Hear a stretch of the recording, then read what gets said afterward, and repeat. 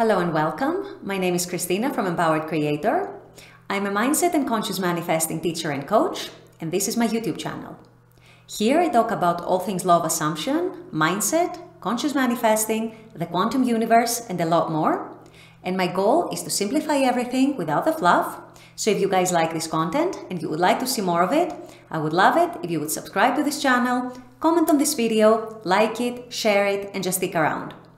Also, if you need any help with your specific situation, I offer one-on-one coaching, email coaching, small group coaching, as well as custom subliminals for whatever needs you may have.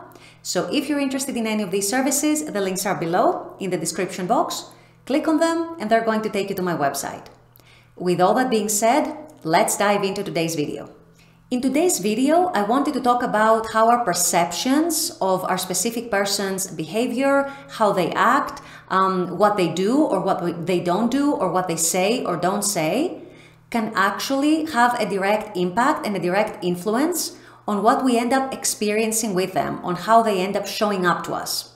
This is a very important topic. It's not only pertaining to SPs, it's pertaining to absolutely everything. But today we're going to focus it on specific people. And I want to show you how perceiving things in certain ways, creating stories that are unfavorable around facts that are actually neutral, can end up shooting you in the foot and can end up shooting your manifestation in the foot. And actually you end up experiencing unwanted things from your specific person. This is the topic of today's video, so stay tuned. So before I dive into this deeper and before I discuss this, there is one thing that I want to make very, very clear. This video is not about toxic relationships. If you feel like you're in a toxic relationship, abusive relationship of any sort, the best and only course of action is to actually get out of it as soon as possible, immediately, if possible. This video is not about these kinds of relationships. It's not about being abused by someone. It's not about being in a toxic situation, in a toxic relationship. It's about how you perceive little things that your SP might say or not say or do or not do, and how you actually might build stories around them that don't serve you, that don't align with what you're manifesting with your SP, and they don't agree with the new story that you're creating. And how doing this, how creating those unfavorable stories can actually get reflected onto your SP and actually hurt the manifestation. So let me give you an example. Let's say that you send your SP a text and they take a while to respond. Maybe they take a few hours, maybe they respond the next day, and you create a huge story around it, an unfavorable story around it, along the lines of they're not interested in me, they don't care about me enough, they don't love me, they're disrespecting me, they're ghosting me, they don't want to be with me, they hate me, whatever it might be.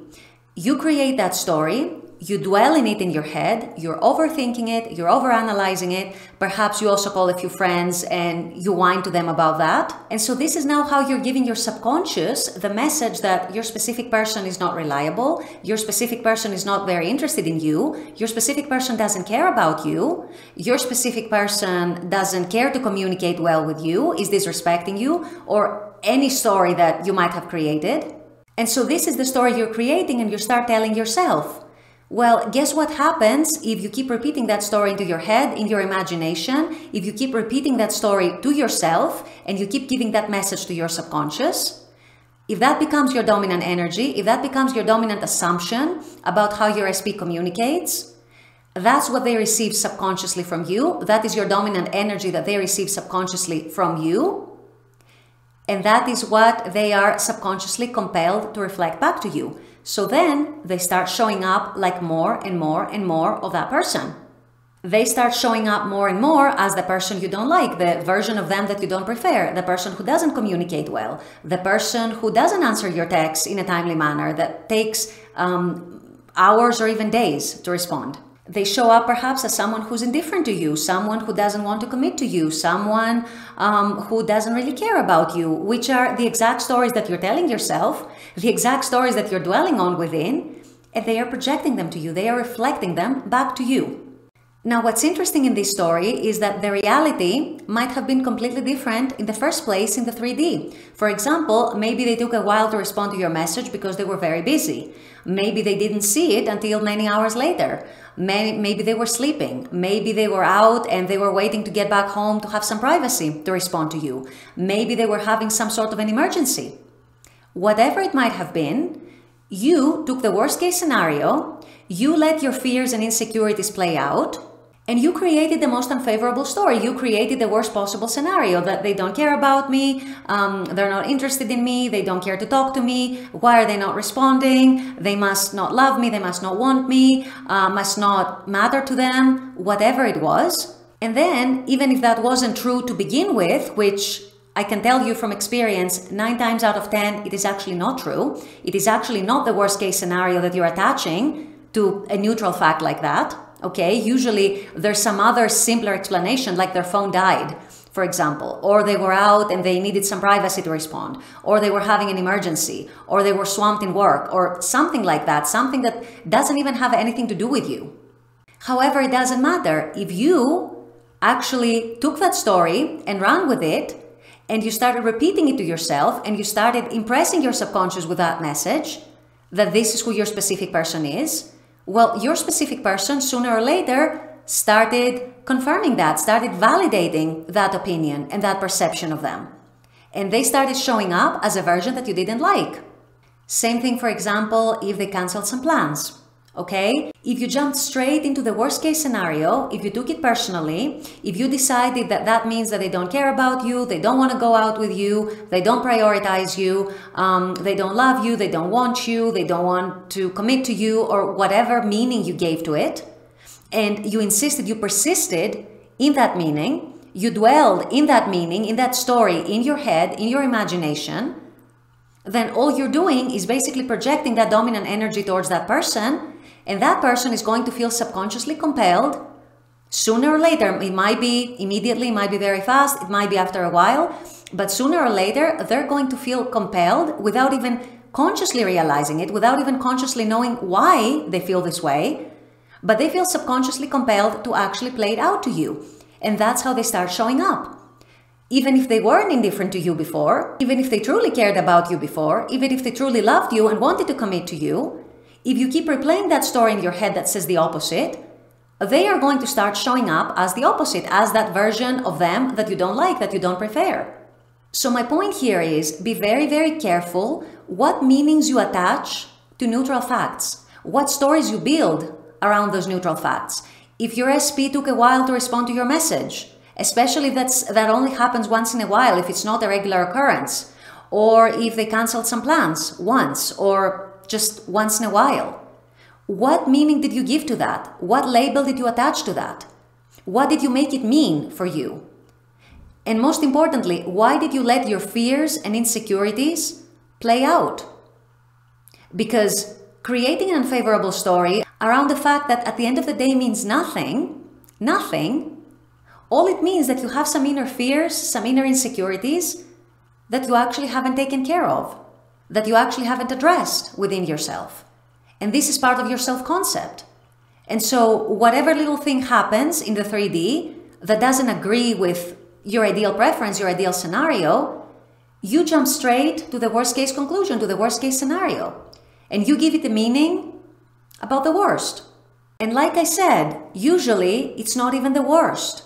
At least when you first start noticing things that you don't like, and when you first start creating those stories in your head, usually it's not the worst. Usually it's never the worst. Usually they're just busy, or their phone died, or they were sleeping, or they didn't see it, or they needed some more privacy to respond, or they had an emergency, or this or that, or they canceled the plans because a family emergency came up, or they canceled the plans because an old friend they hadn't seen in a very, very long time surprised them with a visit, for example, and they felt that they had to spend the day with them. Or all of a sudden their mom called panicking and basically made them do something for her and they had to cancel the plans with you. It doesn't necessarily mean that they don't care about you. It doesn't mean anything unfavorable about how they feel about you. And yet, that was the worst case scenario, the first scenario that you jumped onto. So what does this say about you? What does this say about your self-concept? What does this say about the trust you have towards your SP to actually be the version that you want them to be? Right? If you don't trust them to be that person who you want them to be, then that's an issue right there. Because then you're basically holding them onto a lower state. You're holding them onto a state that you don't trust. You don't trust them to be a better version of themselves or a good version of themselves if they already are. So what do you do when these kinds of scenarios pop up in your 3D? Well, first of all, you don't rush to the worst conclusion. You don't rush to the worst case scenario. You give it a different meaning. You always need to give it a meaning that they didn't actually do it meaning to hurt you, meaning to disrespect you, meaning to upset you. Give them the benefit of the doubt. Let them explain what happened once you do get to speak to them.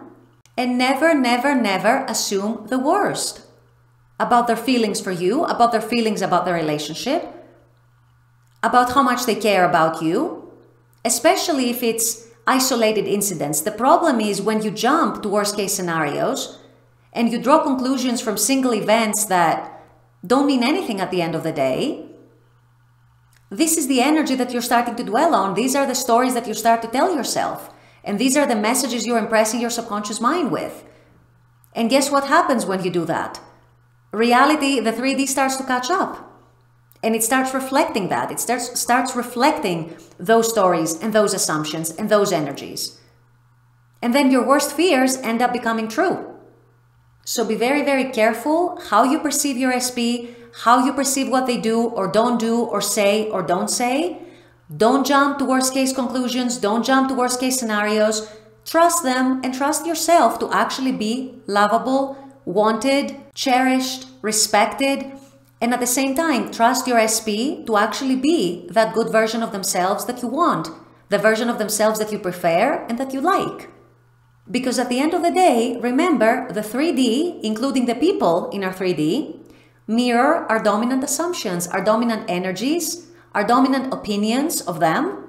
And so whatever we end up cultivating here and here, what we end up dwelling on is what they end up showing us, is how they end up showing up.